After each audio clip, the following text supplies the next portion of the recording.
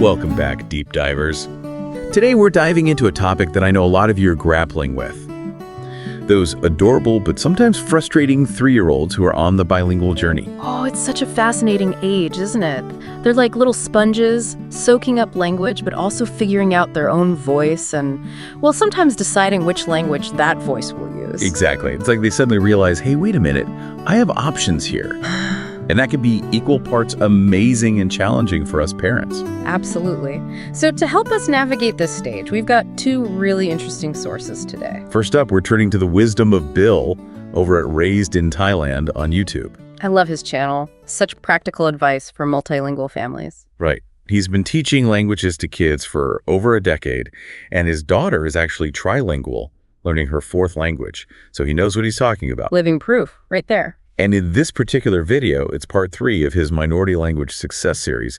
He's zeroing in on those milestones we can expect to see by the time our little ones hit the 3-year mark. It's like a little roadmap, you know? Helps us see if we're on track. Exactly. And then, to add another layer to our understanding, we're going to bring in some fascinating academic research that focuses on the child's own perspective. Oh, that's so important, isn't it? We can get so caught up in what we're doing that we forget to consider how our kids are feeling about the whole process. Exactly. So let's start with Bill and Raised in Thailand. For anyone who hasn't discovered his channel yet, it's seriously a treasure trove. He breaks down language learning into age-specific episodes, tons of tips and encouragement. And I think what's really great about Bill is his passion. You can tell he genuinely loves languages and wants to help other families succeed on this journey. Totally. And in this video, he dives right into those milestones that typically emerge around age 3. So, like, what can we actually expect to see from our 3-year-olds? What are those signs of progress that tell us, hey, we're on the right track? Well, he points out that while every child develops at their own pace, there are some common patterns. Around 3, many kids start forming simple sentences in the minority language, engaging more actively in language-based activities, and understanding basic conversations. That makes sense. They're starting to put those pieces together. Right. And they're also starting to figure out that there are different languages out there, which is mind-blowing when you think about it. It really is. Those little brains are working overtime. Now, one of the things I really appreciate about Bill's approach is his emphasis on making language learning fun and engaging. Yeah, that's key, isn't it? If it feels like a chore, they're going to resist. Exactly. He talks about creating a language-rich environment at home, surrounding them with books, toys, music, even decorations in the minority language. I love that idea. Make it part of their world, not just something they have to do. Yes. And he also stresses the importance of incorporating the minority language into everyday routines.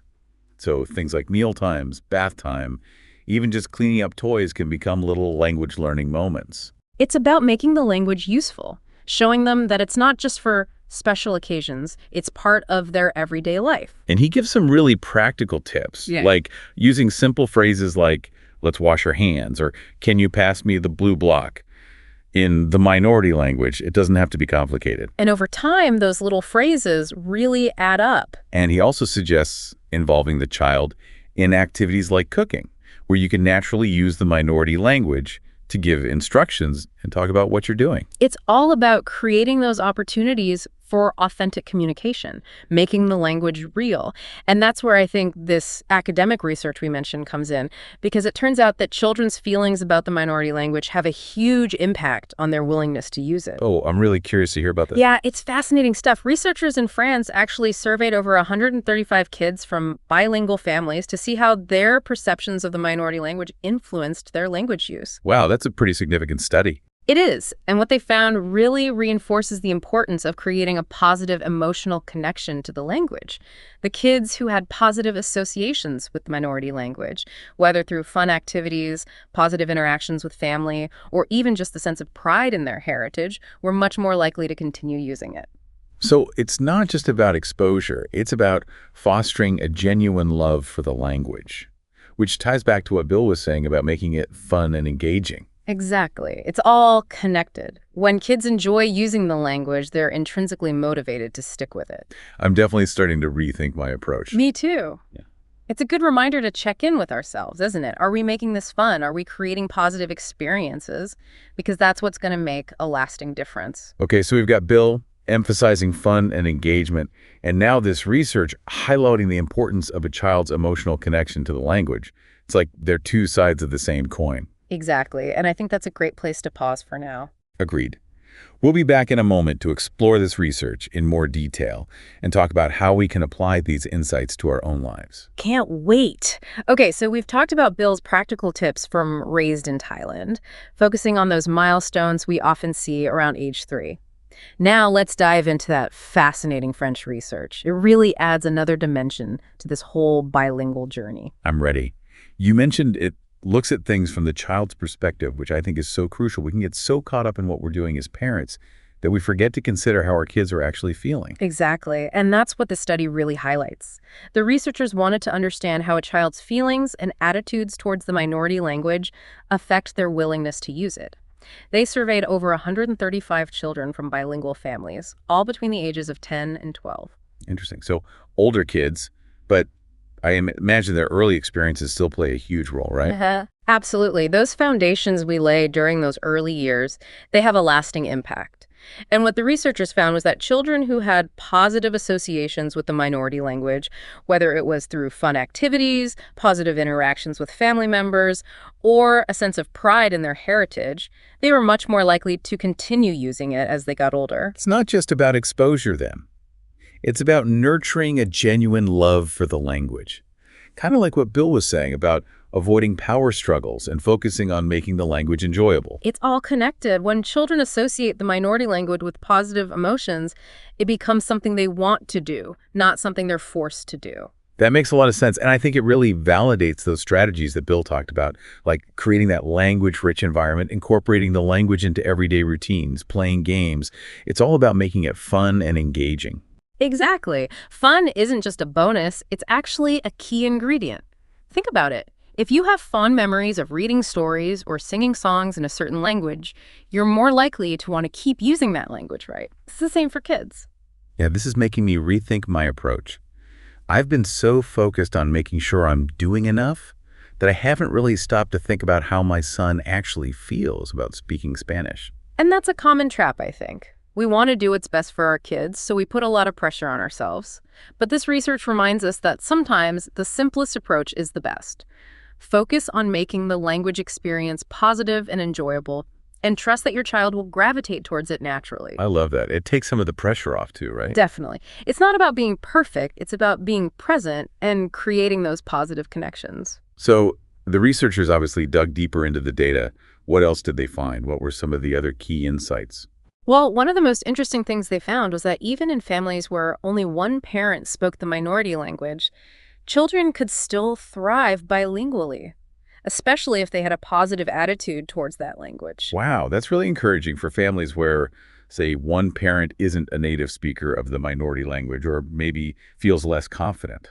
Exactly. It's not necessarily about the quantity of exposure, it's about the quality of the interactions. Okay, so how do we make those interactions count? What are some practical tips for making those moments more meaningful? The research suggests focusing on authentic communication. So instead of just drilling vocabulary or grammar, try to have real conversations with your child in the minority language. Ask them about their day, tell them stories, read books together, sing songs, play games, anything that sparks their interest and encourages them to use the language in a spontaneous way. Like those language treasure hunts Bill talked about. That's such a great way to get kids thinking and problem solving in the minority language. Exactly. It's about making the language a tool for interacting with the world around them. I'm starting to see how a language plan can actually be helpful. Not a rigid schedule, but more like a framework for weaving the minority language into our daily lives in a way that feels natural and enjoyable for everyone. I think you've hit the nail on the head. It's about finding that balance between consistency and flexibility, and remembering that raising bilingual children is a journey, not a race. We need to remind ourselves of that more often, don't we? It's so easy to get caught up in the pressure of doing it right that we forget to just enjoy the process. Absolutely. Sometimes the best thing we can do is just relax, have fun with the language, and create a space where our children feel safe to explore and experiment. So where does all this research leave us? What are some key takeaways that our listeners can apply to their own lives? I think the biggest takeaway is that a child's feelings and attitudes towards the minority language are crucial. If they enjoy using the language, they're far more likely to stick with it. And that means making the language experience fun, engaging, and emotionally positive. It's funny, we've come full circle back to what Bill was saying in his video. It's all about making language learning enjoyable. It really all ties together, and the research validates that approach.